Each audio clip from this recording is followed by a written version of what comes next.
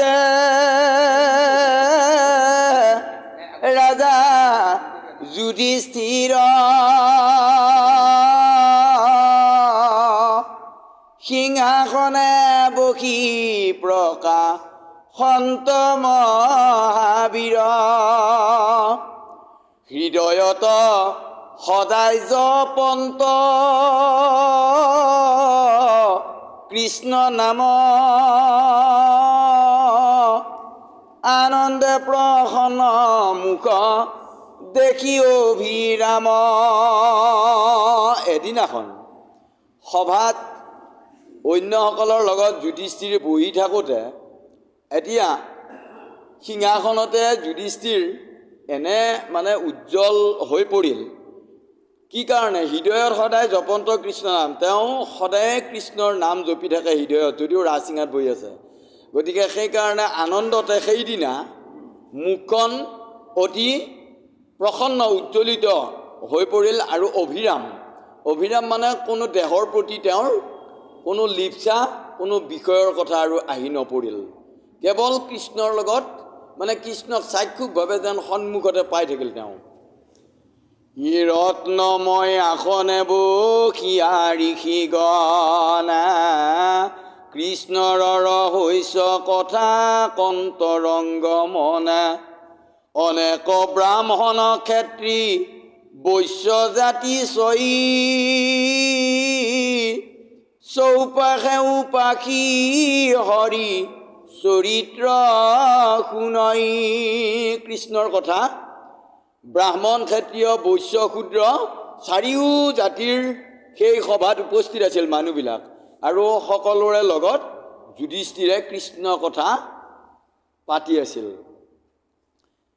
মহন্ত বৈষ্ণৱ নিষ্ঠ কৃষ্ণত প্ৰধান কৃষ্ণ কথা কহি বসি আছে সেই থান কুলবিধ সাধু ইষ্ট বন্ধু যত পুত্ৰ মিত্ৰ জ্ঞাতি যত সুহৃদ সমস্ত।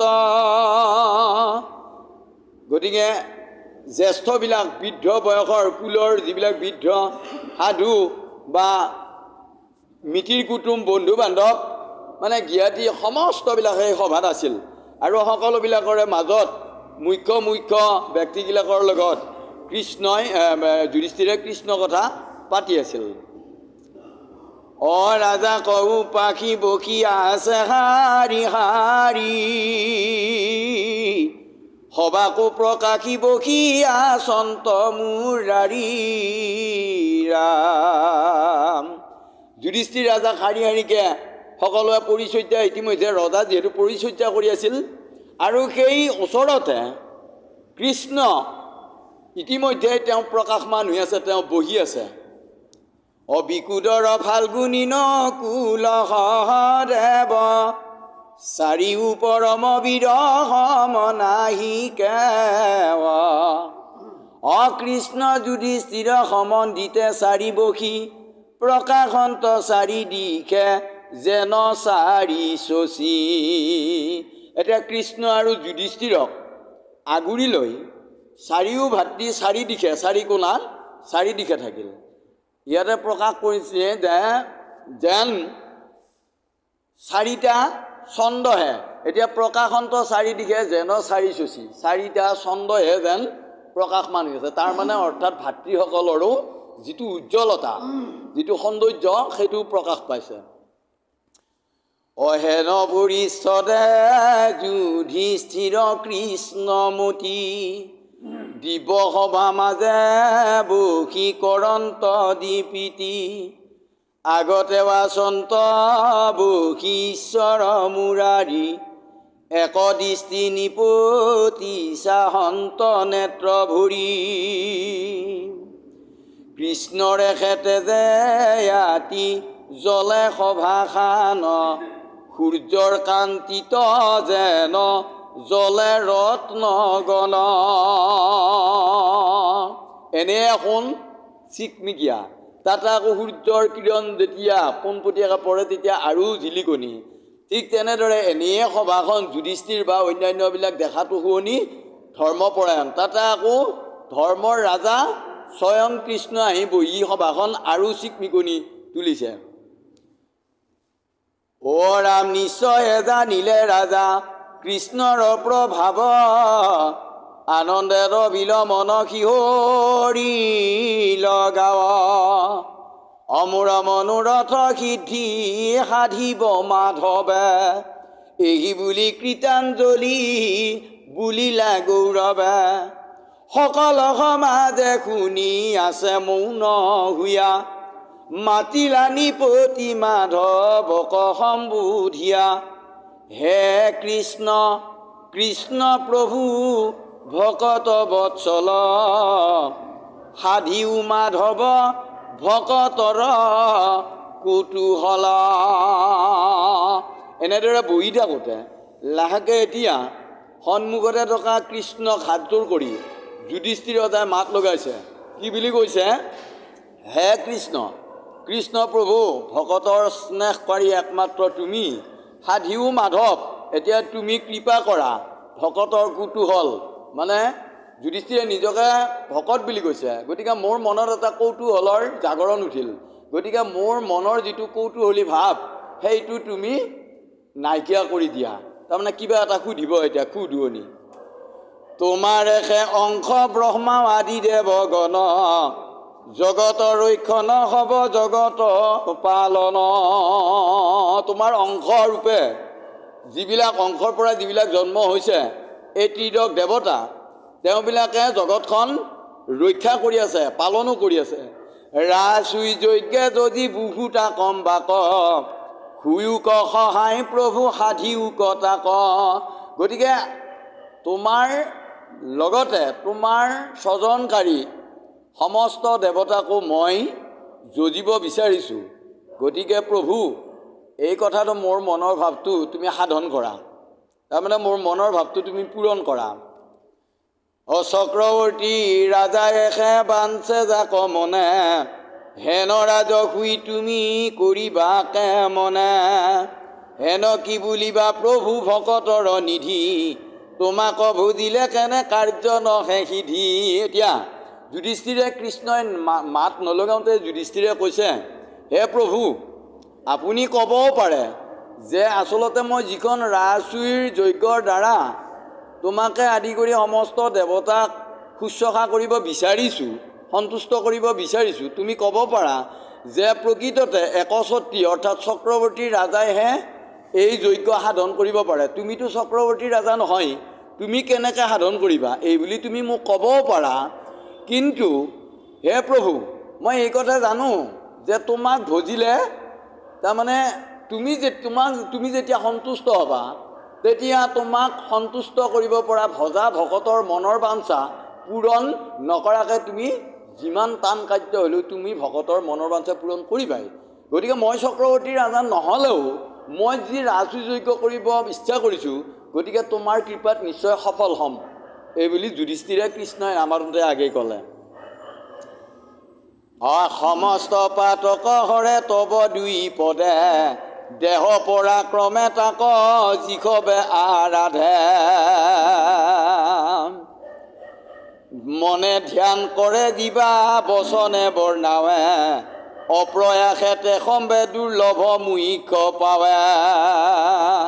এতিয়া সমস্ত পাপৰ পৰা পৰিত্ৰাণ পাই তোমাৰ দুইখন পদুম ফুলীয়া চৰণত ভক্তি কৰিলে, দেহ পৰাক্ৰমে তাক যিষবে আৰাধে, দেহক পৰাক্ৰম কৰি অৰ্থাৎ দেহৰ কথা চিন্তা নকৰি দেহৰ ৰখীয়া হিচাপে আত্মাৰূপে তোমাক যিয়ে আৰাধনা কৰে, মনেৰে ধ্যান কৰে, বচনেৰে তোমাৰ গুণনাম বৰ্ণনা কৰে বাক্যেৰে, সেইজন ভকতৰ কোনো চিন্তা অপ্ৰয়াসে অযত্নে তেওঁবিলাক ভকতে কৰিব নোৱাৰা কাৰ্যটো কৰিবলৈ সক্ষম হয়, কাৰণ তোমাৰ কৃপাত।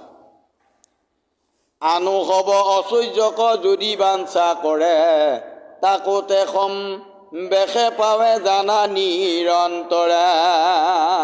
অন্য অচৈয বিভূতিকো যদি বাঞ্ছা কৰে গতিকে সেইবিলাকো পায়, কাৰণ সেইকাৰণে কৃষ্ণৰ চৰণে প্ৰেম মিলিল যাহাৰ, আন কোন সম্পত্তি কৃষ্ণও ভৈলা তাৰ।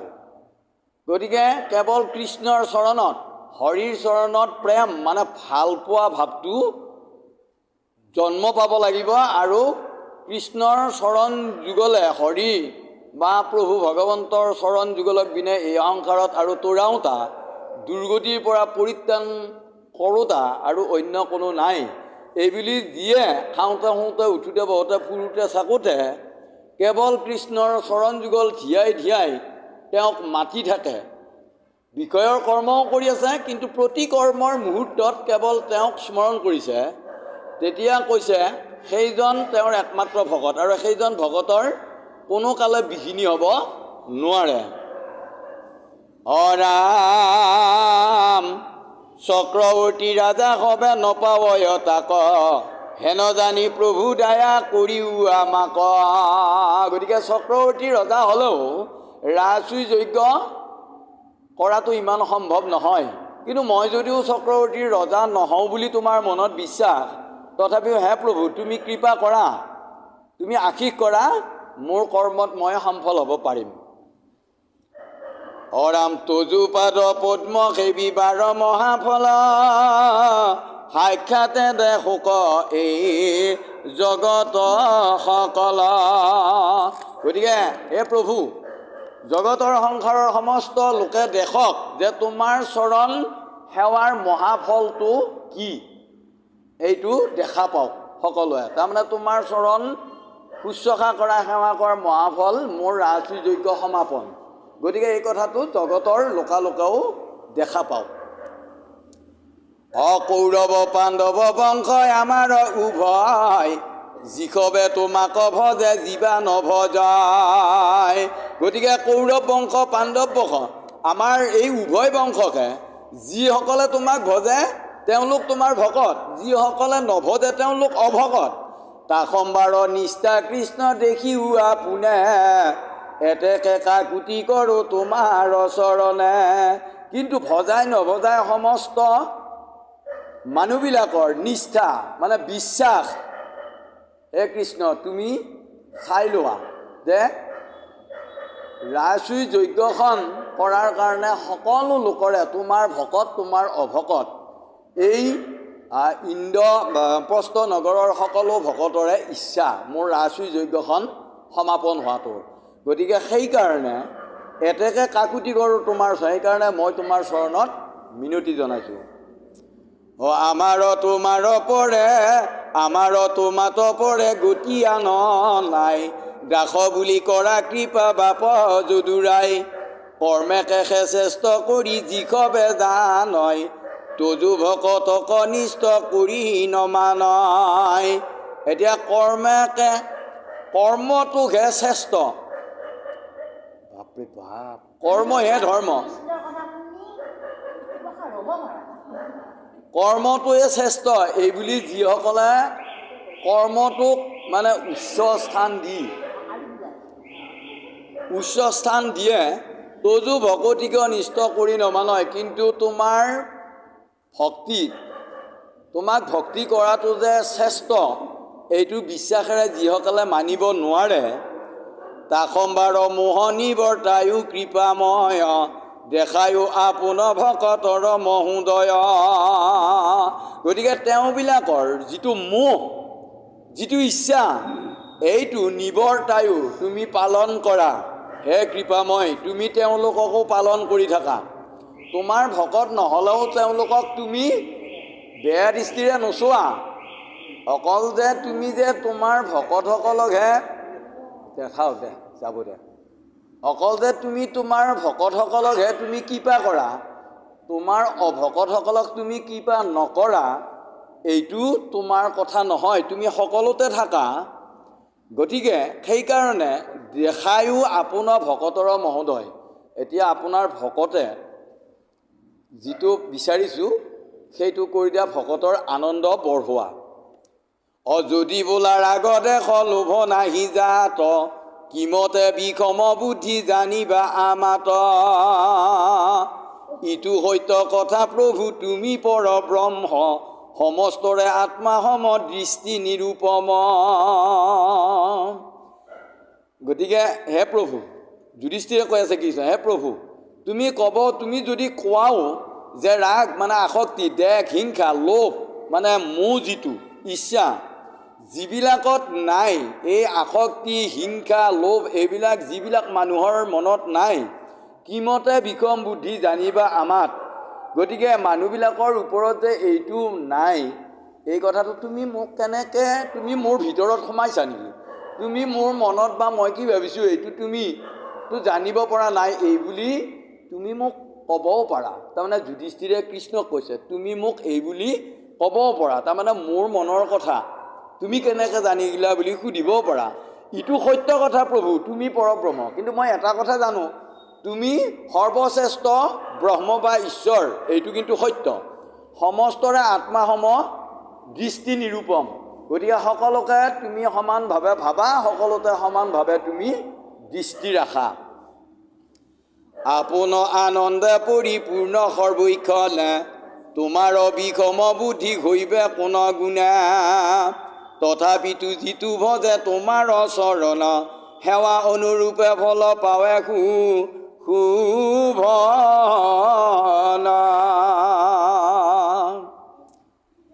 এ ৰাম তোমাৰ বিষম বুদ্ধি কিঞ্চিত একো নাই, যেন কল্পতৰু উপাসিলে ফল পায়।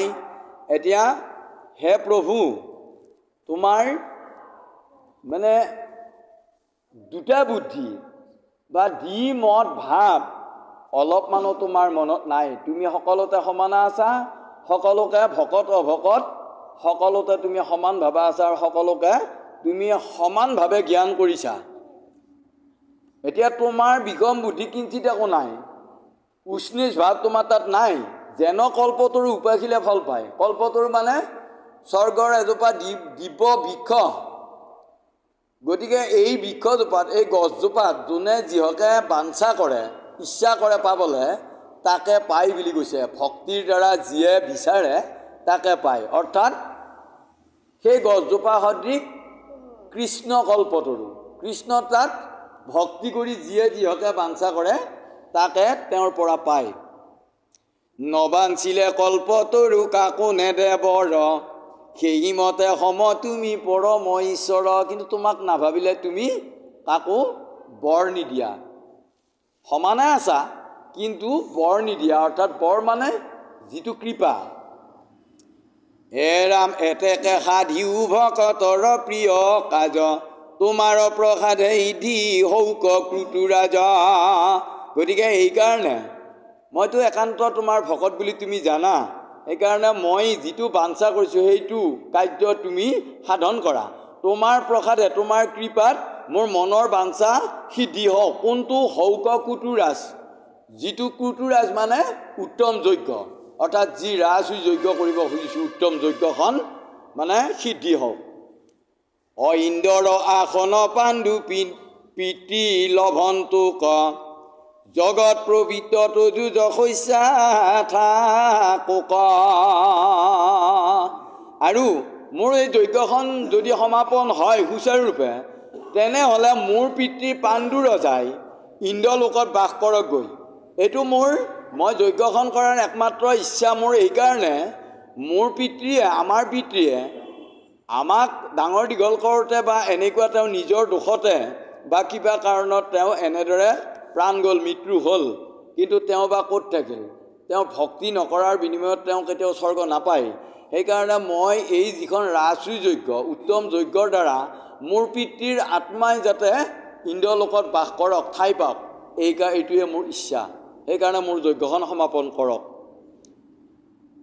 ৰাম পৰম বৈষ্ণৱ যুধিষ্ঠিৰ মহাশয়, তান বাক্যে তুষ্ট ভৈলা কৃষ্ণ কৃপাময়।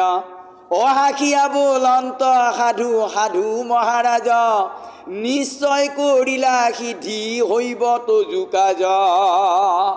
তোমাৰ আৰু একো চিন্তা নাই, তোমাৰ ৰাজসুই যজ্ঞ যি কৰিব বিচাৰিছা সেয়া সাধন হ'বই। তোমাৰ পৰম কীৰ্তি থাকিব সংসাৰ, শ্ৰৱণ মাত্ৰকে লোক হৈবে কনিষ্ঠাৰ। দেৱ ঋষি পিতৃগণ সুহৃদ জনৰ, আমাৰো বাঞ্ছনি আছে শুনা নিপবৰ। আৰু এই ৰাজসুই যজ্ঞৰ যি কৃতকাৰ্যতা পাবা তুমি, তাৰ পৰা যিটো কৃতিত্ব এইটো সংসাৰৰ সমস্ত লোকৰ মাজত বিয়পি থাকক। আৰু এই তোমাৰ ৰাজসুই যজ্ঞৰ এই কথাখিনি শুনাৰ লগে লগে সংসাৰৰ পাপী লোক প্ৰবৃত্ত হ'ব। অমহাযজ্ঞ ৰাজসুই কৰিবা নিপতি, সমস্তৰে বাঞ্চাই আছে দেখিবা কপ্ৰতি। এতেকে যিনিও আগে নিপতি সকল, কৰিউক বৈশ্যযত পৃথিৱী মণ্ডল। কিন্তু হে ৰাজন, তোমাৰ যজ্ঞ সমাপন নিশ্চয় হ'ব, কিন্তু এই যজ্ঞখনত সমস্ত কোনো বাদ পৰিব নোৱাৰে, সকলো ৰজাৰ উপস্থিতি প্ৰয়োজনীয় বুলি ক'লে।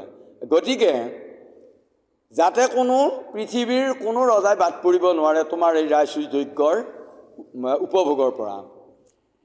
এই সমস্তে সম্ভাৰ কৰি উক ভাল মতে, কৰি উক ৰাজসুই যজ্ঞ বিধিবতে। জানো বোলা ৰাজাগণ যিনিবু কি মতে, দেখাতো জু ভাইচাৰি আচন্ত লগতে। হে ৰাজন, তুমি ক'বও পাৰা যে মই মোতকৈ বহু পৰাক্ৰমী ৰজা আছে, গতিকে তেওঁবিলাকে মোৰ মতত একমত নিদিবও পাৰে, নিদিলে যুদ্ধ হ'ব, যুদ্ধ হোৱাৰ পিছত মই সেই ৰজাবিলাকক কিদৰে জয় কৰিব পাৰিম এইবুলি তুমি ক'বও পাৰা। কিন্তু তোমাৰ এই যুদ্ধত পৰাস্ত কৰিব নোৱাৰা বিশেষ যুঁজাৰু তোমাৰ চাৰি ভাই তোমাৰ লগত আছে, তুমি সকলোকে জয় কৰিব পাৰিবা। দেৱতাৰ অংশে হবে ভৈলা অৱতাৰ, এতেকে যি নিতে পাৰে সমস্ত সংসাৰ। এওঁলোক দেৱতাৰ অংশ অৱতাৰ। গতিকে ধৰ্মৰ ল'ৰা যুধিষ্ঠিৰ, বায়ুৰ ল'ৰা অৰ্জুন ভীম, তাৰপিছত ইন্দ্ৰৰ ল'ৰা অৰ্জুন আৰু অশ্বিনী কুমাৰৰ ল'ৰা নকুল সহদেৱ। সেইকাৰণে এওঁলোকে স্বৰ্গৰ দেৱতাৰ সন্তান, এওঁলোকে যি ইচ্ছা তাকে জয় কৰিব পাৰিব। প্ৰেম ভকতিতে মোক জিনি আছা তুমি, ভকতি নভৈলে মোক লগ পাবে কোনি। গতিকে মোৰ চৰণত বা মোৰ ওপৰত যাৰ ভক্তি নাই তেওঁ কেতিয়াও মোক জয় কৰিব নোৱাৰে। কোনে জয় কৰিব পাৰিব? বিনা ভক্তিৰ দ্বাৰাই। প্ৰেম ভকতিতে মোক তুমি জয় কৰি আছা, গতিকে মই এতিয়া তোমাৰ দাসৰ দৰে তুমি যি পাছা মই তাকে কৰিবলৈ বাধ্য, এইবুলি কৃষ্ণই যুধিষ্ঠিৰক ক'লে। যিজনে জানিব মোক ভৈল এক পৰ, দৃঢ় কৰিবলৈ তাৰ আছে কাকদৰ। যিজনে এই সংসাৰত একমাত্ৰ এজনেই চৈতন্য শক্তি, এজনেই অবিনাশী বস্তু আছে, সেইজন হ'ল কৃষ্ণ। গতিকে এইবুলি মোক যিয়ে ভক্তি কৰিব তেওঁ এই সংসাৰত আৰু বিনাশী শৰীৰধাৰী কোনো জীৱ কোনো জন্তুৰ ওপৰত ভয় কৰিব নালাগে। তেজে শ্ৰীয়ে যখে বলে অচৈধ্যে বিস্তৰে, দেৱতাকে নাতে কি কৰিব অল্প নৰে। তেজ শক্তি শ্ৰী অৰ্থাৎ ধন ঐশ্বৰ্য যশ এই নিজৰ কৃতিত্ব এই সমস্ত সেইজনৰ কবলতে সেইজনৰ অধীনস্থ, দেৱতাকে নাতে কি কৰিব অল্প নৰে। গতিকে এইবিলাক এই শক্তি ধন ঐশ্বৰ্য বিভূতি যশ এইবিলাক দেৱতাসকলৰ আছে, কিন্তু তথাপিও দেৱতাসকলৰ সেইবিলাকে কুলোৱা নাই, তেওঁলোকে আকৌ পুনৰ সদায় আশাতে বন্দী হৈ আছে। গতিকে আৰু পৃথিৱীৰ পাপী নৰে এইবিলাক পোৱাৰ পিছত কি ফাইদা হ'ব? দুদিনীয়া জীৱন, কোন মুহূৰ্ততে কচু পাতৰ পানী পৰা দি পৰে হিচাপ নাই। সেইকাৰণে এইবিলাকক যিমান হ'লেও মোক যিয়ে জয় কৰিব নোৱাৰিব তেওঁ এই সংসাৰত মিছা বুলি কৈছে। অশুন নিগদতি শুক হ'ব লাগিছিল, শুক নিগদতি শুনা অৰ্জুনৰ নাতি, কৃষ্ণৰ বচনে যুধিষ্ঠিৰ মহামতি। প্ৰফুল্ল কমল মুখ আনন্দে উজ্জ্বল, মনে মহা কৌতূহল নয়ন সজল। যেতিয়া কৃষ্ণৰ মুখৰ অমৃত বচন শুনিবলৈ এনেদৰে কোৱা শুনিলে যুধিষ্ঠিৰে, তেতিয়া যুধিষ্ঠিৰৰ আনন্দৰ পাৰাপাৰ নাই। আৰু এটা সুধনি উঠিল, আনফালে যিটো সুধনি আছিল সেইটো নাইকিয়া হ'ল। অকৃষ্ণৰ প্ৰসাদে যজ্ঞ সিদ্ধি বৈল বুলি, চাৰি ভাইক চাইয়া দেখিলা মহাবলী পৰম বৈষ্ণৱ হবে ধীৰ মহাবীৰ বিষ্ণু তেজ ব্যাপী আছে সবাৰো শৰীৰ। এতিয়া যুধিষ্ঠিৰে কৃষ্ণৰ কথা শুনি চাৰো ভাইকে উদ্দেশ্য কৰি ক'লে যে সকলো শক্তিমান তোমালোক নৃপতি বদতিও বা বীৰ ধনঞ্জয় চলিও নকুল সহদেৱ মহাশয় কৃষ্ণৰ চৰণ হবে ধুৰীয়া হৃদিত কৰি দিগ্বিজয় যিনি হতৰাজা ছয়। এতিয়া চাৰি ভাইকে কৈছি যে কৃষ্ণৰ চৰণ হৃদয়ত বান্ধি লোৱা আৰু চাৰিওদিশে চাৰিজন যোৱা যে সকলো কোনোবাই যদি যুদ্ধ দিব খোজে যুদ্ধ কৰি হ'লেও তেওঁলোকক পৰাজিত কৰি আমাৰ বশ কৰিব লাগে আৰু আমাৰ এই যজ্ঞলৈ লৈ আহিব লাগে। জ্যেষ্ঠ ভাইৰ বচন শুনিয়া চাৰি বীৰে উঠিলন্ত কাশী ৰাজ আজ্ঞা ধৰি শিৰে কৃষ্ণক সাৱটি ধৰি হুইলা বিদায় সুমংগলে চলি গইলা নিশা নকোবাই বাদ্যভণ্ড কোবাই শব্দ কৰি চাৰিওদিশে চাৰিজন ভাতৃ দিগ্বিজয়ৰ কাৰণে গ'ল। অদক্ষিণ দিশক সহদেৱ গইলা চলি লগত সঞ্জয় সেনাগণ মহাবলী হয় হস্তি ৰথ ছয় পদাতি বিস্তৰ জয় কৃষ্ণ ধ্বনি কৰি চলে নিৰন্তৰ। সহদেৱে এনেদৰে ৰথবাজি লৈ সেনা পৰ্যন্ত লৈ পেলাই গ'ল দক্ষিণ দিশে।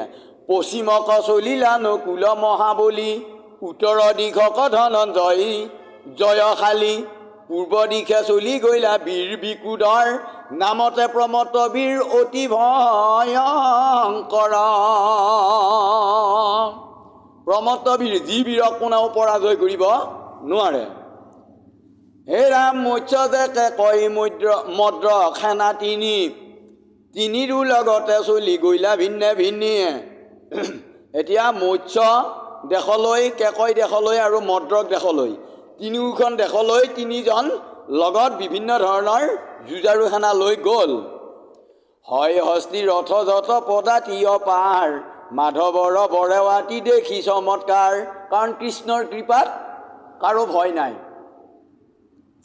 দক্ষিণ দিশত যত আছে ৰাজাগণ নামতে বুৰিলে কতো দিয়া বহু ধন। এতিয়া দক্ষিণৰ ৰাজাবিলাকে যুধিষ্ঠিৰৰ ৰাজসিক যজ্ঞ বুলি নাম শুনাৰ লগে লগে প্ৰত্যেক ৰাজাই বিভিন্ন ধন দৌলত সহদেৱৰ হাতত দি পঠালে। হে ৰাম কৃষ্ণক মানে যিটো দুষ্ট ৰাজাগণ সহদেৱ সমেতাৰ ভৈল ঘোৰ ৰণ আৰু যিসকলে দিয়া নাই তেওঁলোকৰ লগত ৰণ হ'ল।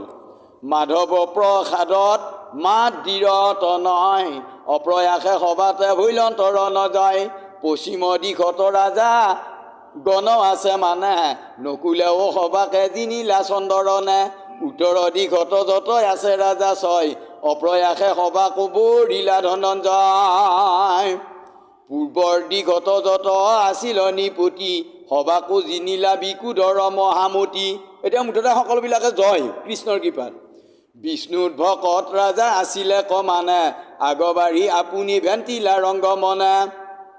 এতিয়া যিসকল কৃষ্ণৰ ভকত তেওঁবিলাকে নিজে আগবাঢ়ি আহিছে মানে দান দিবৰ কাৰণে। যুধিষ্ঠিৰ ৰাজা কৰিল অন্তৰাজ শুই কৃষ্ণক দেখিবো তথা মহাৰংগ শুই। এতিয়া যুধিষ্ঠিৰই ৰাজসুই যজ্ঞ কৰিব তাতে কৃষ্ণকো দেখা পাম তেওঁৰ উপস্থিতি। গতিকে এইবুলি বিভিন্ন ধৰ্মীয় ৰজাবিলাক ধাৰ্মিক ৰজাবিলাক আগেয়ে আহিল।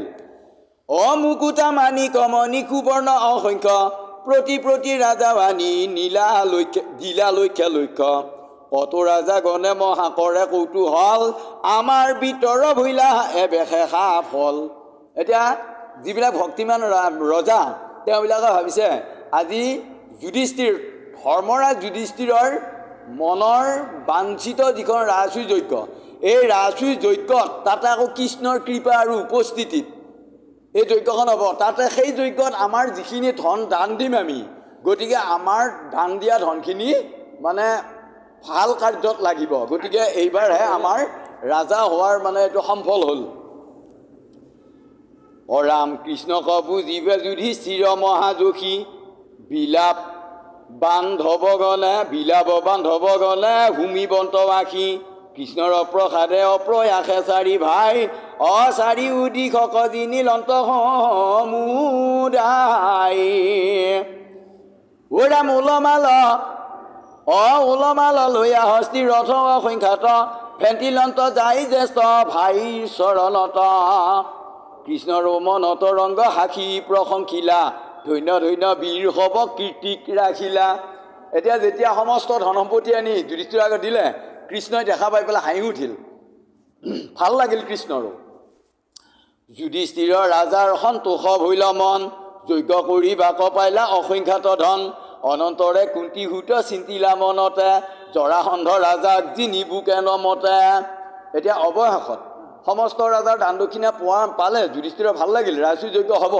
কিন্তু এতিয়া ৰাজাসকলৰ উপস্থিতি পৰিপূৰ্ণ নহ'ব, কাৰণ জৰাসন্ধ ৰাজাই ইতিমধ্যে 10,000 সেনা বন্দী কৰি থৈছে শিৱ পূজাৰ কাৰণে। জৰাসন্ধ ৰজাই শিৱ ভক্ত, তেওঁ শিৱক পুজিবৰ কাৰণে, এটা এটা বলি দিবৰ কাৰণে 10,000 ৰজাক বান্ধি ধৰিছে।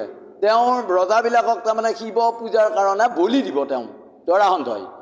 গতিকে এতিয়া যুধিষ্ঠিৰৰ মনত কথা হ'ল যে বৰ পৰাক্ৰমী জৰাসন্ধ ৰজা, যি কৃষ্ণৰ লগত তেওঁ বিভিন্নবাৰ যুদ্ধ কৰে।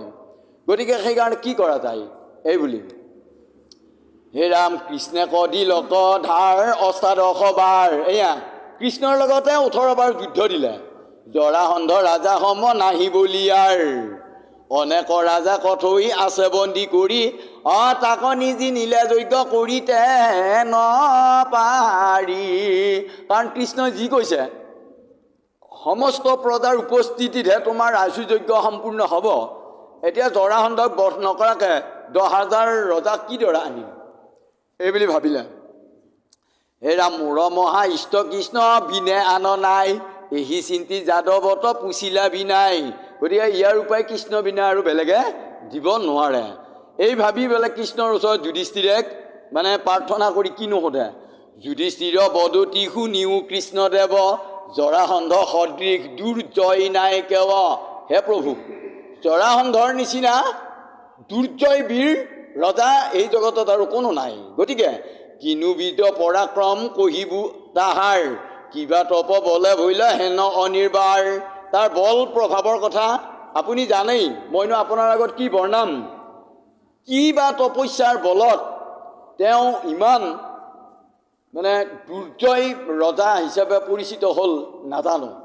এইবুলি ক'লে, তোমাক দিলে কধাৰ বহু তৰবাৰ, জিনিলো যাদৱ বুলি কৰে অহংকাৰ। তোমাৰ লগতে বহুতবাৰ যুদ্ধ কৰিলে, আৰু যুদ্ধ কৰি উঠি অৱশেষত জৰাসন্ধই মানে প্ৰতিধ্বনি দিলে যে যাদৱ বংশ মোৰ তলতীয়া, মই যাদৱ বংশক জয় কৰিলোঁ। এইবুলি তেওঁ মানে ঢোল কোবাই দিলে। প্ৰচণ্ড অগুণী তুমি দুৰ্জনজনৰ, জৰাসন্ধ নিপতি পতংগ সমহৰ। কিন্তু মই এটা কথা জানো যে জৰাসন্ধৰ নিচিনা দুৰ্জয় পোক এটাৰ আগত তুমি একুৰা প্ৰচণ্ড দপ দপকৈ উঠি থকা জুই সদৃশ। সি যিমান দুৰ্জয় বীৰ নহওক, কি এটা পতংগ সদৃশ। গতিকে তুমি বহুবাৰ তাক চলনা কৰিয়া হাৰাটো দেখাইছা, কিন্তু প্ৰকৃততে তুমি ইচ্ছা কৰিলে তাক এটা আঙুলিৰে বশ কৰিব পাৰা। তথাপিতো মাক পৰি নভৈল দগধ, ইহাত সুমৰি মোত নখন্দে তপধ।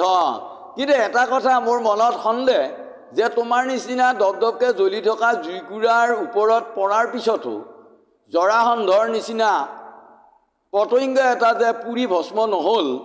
গতিকে এইটোহে মোৰ এটা মনত সন্দেহ, কাৰণ তোমাৰ লগত 18 বাৰ যুদ্ধ কৰাৰ পিছতো জৰাসন্ধ যে নমৰিল, এইটো মোৰ এটা সন্দেহ। এইবুলি যুধিষ্ঠিৰে কৃষ্ণৰ আগত ক'লে, কহিও কৰোণাময় ইহা কহম প্ৰতি, কিমতে জিনিবু জৰা সন্ধ মন্দ মোৰ।